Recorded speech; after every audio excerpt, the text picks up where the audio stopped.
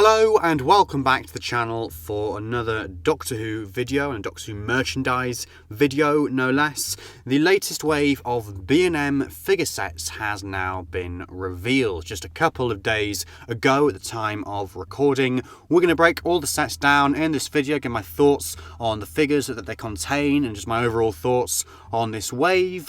Now, the titles of the sets and the sort of number of sets and the format of the sets was leaked earlier in the year. There was kind of a list going round of all the titles of the sets, but just in case you weren't aware, we have 6 sets in this wave, so 2 more than in the summer wave earlier this year, which actually ended up coming out in September. So this wave is no doubt going to be delayed as well, a couple of months. I wouldn't predict personally to see it until December, maybe even January next year at this rate. I mean, who knows? But yes, so we have 2 new 3-packs. We have a 9th Doctor collector figure set and a 13th Doctor collector figure set. We have the next 2 History of the Daleks sets, so History of the Daleks set 11 based on Genesis of the Daleks, and History of the Daleks set 12 based on Destiny of the Daleks. We also have a very special set titled Creation of the Daleks, which contains Davros and a Dalek from Genesis of the Daleks once again. And last but not least, we have the First Doctor and electronic TARDIS. So another First Doctor and TARDIS sets, but this time there are 2 differences. So number 1, we have the First Doctor as played by David Bradley with a brand new head sculpt. And we also have an electronic TARDIS, the first electronic TARDIS to feature in the B&M range, with light and sound effects, which is a very welcome improvement over the previous classic series TARDISes released so far. So let's break these down one by one, beginning with the first of the 3-packs, the 9th Doctor collector figure sets. Now, I did have a 9th Doctor set released via B&M, I think it was in 2017, which, on the face of it isn't that much different to the set we've got this time round. So that set featured the 9th Doctor and Rose, both sort of standard outfits for those 2 characters, and the grey suit Auton. Then this set also features the 9th Doctor and Rose once again, but with one other particularly interesting figure that sort of does leap out at you when you look at the promo pics and stuff. So that is, of course, the hologram 9th Doctor, of course, from The Passing of the Ways, when, he's telling Rose to have a good life and all that sort of stuff.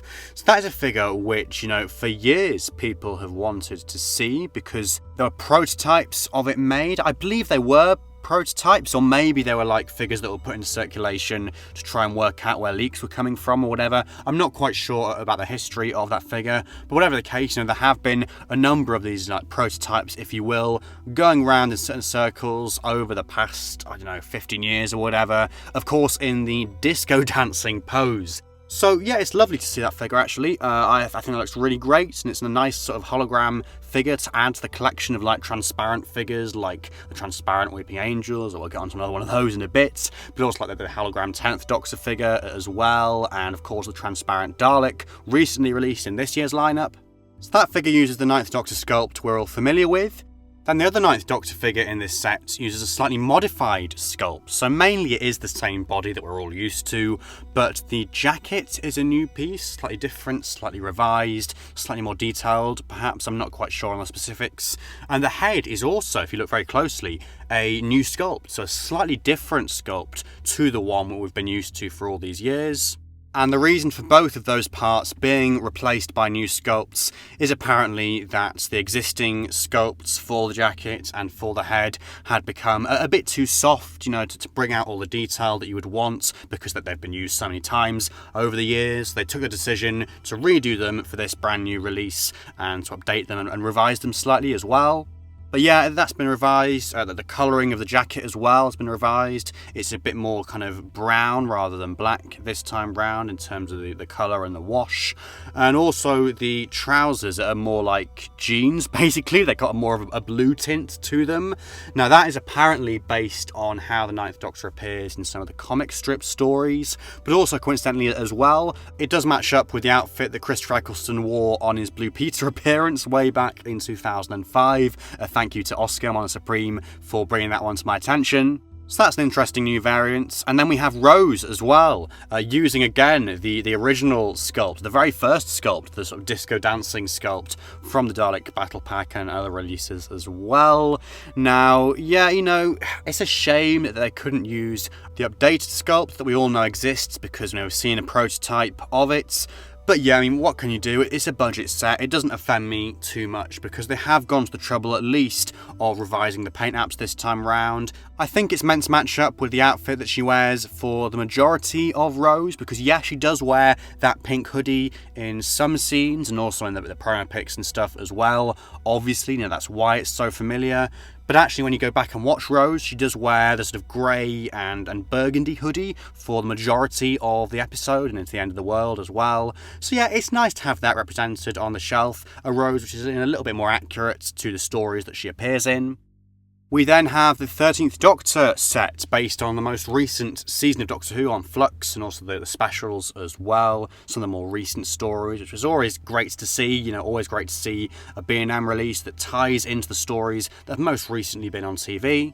So it's basically a Flux set. We get the Doctor in her Once Upon a Time coat, which she also wears, of course, in The Vanquishers, and now the Power of the Doctor as well. Sort of inverted colours version of the coats, with the navy on the outside and then the sort of sky blue on the lining on the inside as well. A great look for the 13th Doctor. I know a lot of people kind of prefer that to her other coat, her original coat.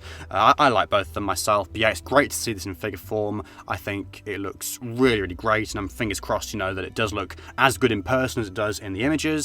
We've got a slightly revised version of Yaz as well, the 13th Doctor's recently departed companion. So this version of Yaz is based on the outfit and the hairstyle that she has in Eve of the Daleks, this year's New Year's special, which is very, very nice to see. The body's the same as the previous releases of Yaz, but with the accurate sort of black and red mottled blouse she wears in that story. And then the head sculpt as well is a brand new piece, because apparently the original head sculpt made for Yaz just a couple of years ago was actually in need of repair or something, according to Al Dewar in the announcement video. So they made it a new head sculpt for Yaz. And it's a good job they did, really, because Yaz does have a different hairstyle in that episode, so it wouldn't have made sense to just use the existing head sculpt, the existing hairpiece. So those figures both look great. It's great to have more Jodie Whittaker era stuff to go on the shelf. And then alongside them, we have a hologram or projected Weeping Angel figure. This time with the blue tint to differentiate it from the completely clear projected angel figures released as part of the Series 5 lineup. And this variant is either based on the angel that comes out of the TV screen to terrorise Yaz in Once Upon a Time, or the one that comes out of the TV screen in Village of the Angels to terrorise Jericho, take your pick. And you can buy it either with the more neutral sort of weeping pose, or with the screaming face and hands, depending on which version of this set you pick up. So there are two versions of the set. The Yaz and Doctor figures are both the same, but the angels are slightly different. So that's a nice little chase variant for fans and for collectors, and much like the Cyberman vs Cyberleader that appeared in the 5 Doctors set last year. And it is a nice figure. I think it's a nice set overall, this one. I think, yeah, it is just existing sculpts, for the most part. But they have done a really nice job, bringing them up to date with new paint apps and new costumes from more recent stories. So yeah, fair play. I think this is a really nice set.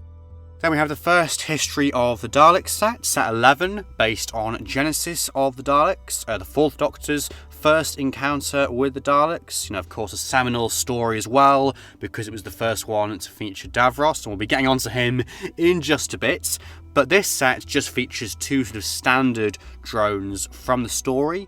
So the main differences with these figures compared to the previous releases are the sort of revised colour scheme. It's a slightly different shade of grey this time round, a more glossy grey, a slightly more sort of brown tinged grey as well, compared to the more bluey grey from the previous Genesis Daleks, which I believe is more accurate.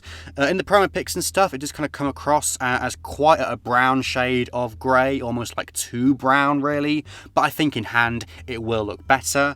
It's also a more glossy shade of grey than we've been used to, in keeping with the Day of the Daleks drone that was released via B&M, and the Planet of the Daleks drones as well. And they do retain the revised slat sculpt, which was first used on the Dalek sets released earlier this year.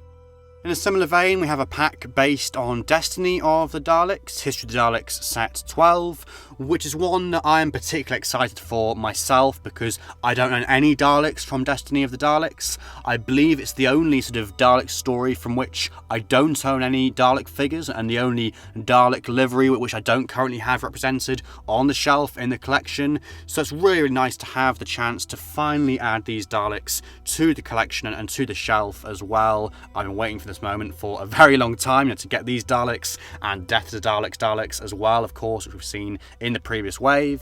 So obviously I don't have the original figures to compare these to, but yeah, they've got the revised slat sculpt, obviously, a new eye stalk sculpt as well, I believe, and also new sort of dome light sculpts as well, which are both very exciting and make them more accurate compared to those previous releases.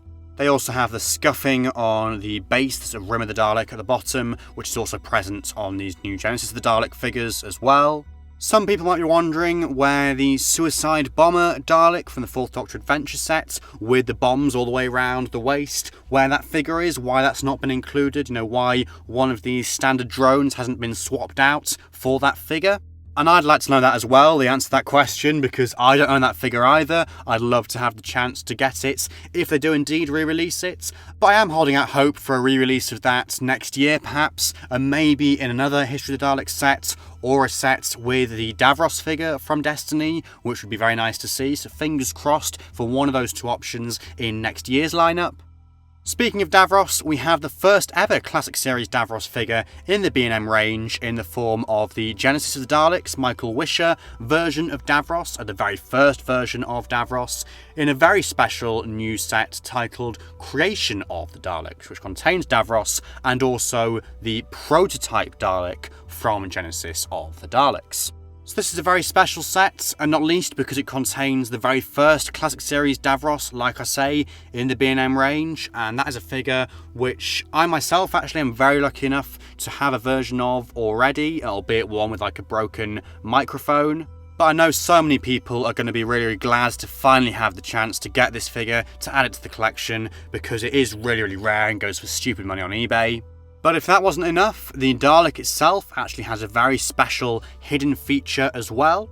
So both the plunger or manipulator arm and the gun stick can be removed completely from the Dalek itself. It's not like the Toys R Us set, the 4th Doctor and Dalek set from 2013, where you can just remove the gun stick and it's quite hard to kind of get it in and out. This time, both pieces have been specifically designed to be removable, and there's no cavity behind them. It's kind of been filled in behind, so you can't like drop stuff into the Dalek. And then once you've pulled them out, you can actually stick on two power pack pieces with circuitry and wires and stuff, which also come in the set. You can stick them on the end and stick them in Davros's hand and reenact that very first scene between Davros and the Daleks, where he's sort of testing out that first Dalek and sticking the gun stick into the gap and, kind of building that Dalek from scratch. So that's a really, really lovely feature to have. We had heard there was a special Dalek on the way in this next lineup of sets, and this, does deliver, I think, on that promise. Although it is a shame, I think, as well, they didn't include the mutants from Genesis of the Daleks this time round, because that was included in that very first 4-pack of Genesis of the Dalek figures, and is quite rare these days. It would have been nice to have a re-release of that, to be able to recreate scenes with the 4th Doctor figures from that story. But at least we do have this nice new, never-before-seen feature on the Dalek, which is really, really nice. And when you combine that with the re-release of the Genesis Davros, I think you have a real winner of a set here. Then last but not least, for this year's lineup of sets, we have the First Doctor and Electronic TARDIS. So the First Doctor, like I say, is a David Bradley variant, based on how he appeared in the 50th anniversary docudrama An Adventure in Space and Time. So he has that sort of toothpaste kind of stripy scarf wrapped around his neck. The rest of the figure is pretty similar to the William Hartnell First Doctors we've had in the past, with a kind of done-up blazer and a grey and black checked pattern on the trousers. And then the TARDIS looks like a really, really nice variant, actually. Now, there were leaked photos of this, among other figures in the wave, including the David Bradley First Doctor.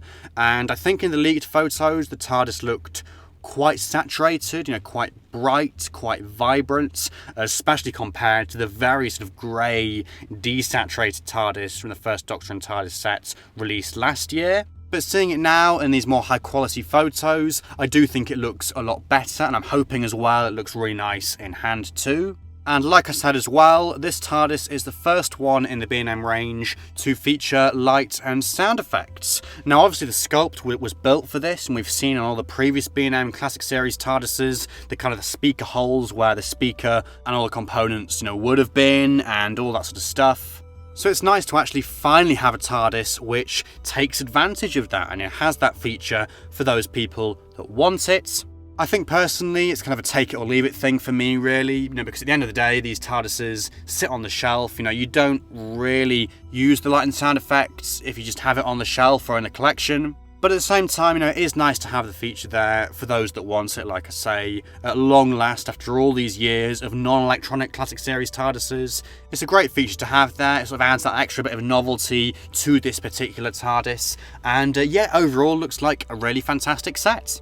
So in terms of my overall thoughts on this wave, on this lineup, I do think it is a big improvement over the wave we saw earlier in the year. There's a lot more variation here, both within the sets themselves and in the wave as a whole. I mean, in that regard, the 9th Doctor set is perhaps slightly uninspired, and it just features 2 9th Doctor variants and his companion Rose. But at the same time, it does have a very, very cool looking figure there in the form of the hologram 9th Doctor. I think the 13th Doctor set looks really, really nice, and it's fantastic to have that at this particular moment in time as well, to time with the end of her era. Then the History of the Daleks sets look fantastic as per usual. Great to have no cock-ups this time round, at least not that I'm aware of. The Creation of the Daleks set is a lovely bonus to the wave, and it's great for newer fans who've joined the range more recently to have a chance to get a classic Davros in their collections. And then the Bradley First Doctor and TARDIS set is just the icing on the cake, really. A lovely sort of spin on a Doctor and TARDIS set to add that extra novelty feature, and to also have the light and sound effects as well is fantastic for people that may not already own an electronic Classic Series TARDIS. Those are my thoughts, but what do you think of this wave? Are you disappointed or impressed, or a bit of a mixture, or indifferent? And what are your favourite sets from the lineup? Which are the ones that you're going to be picking up and prioritising over the others? Do let me know your thoughts down in the comments below. If you have enjoyed this video, please do leave a like and subscribe to the channel if you're new for more videos like this in the future. And if you'd like to go one step further in supporting the content I make, you can find the link to my Patreon page in the video description. But otherwise, until the next one, thank you so much for watching, and goodbye for now.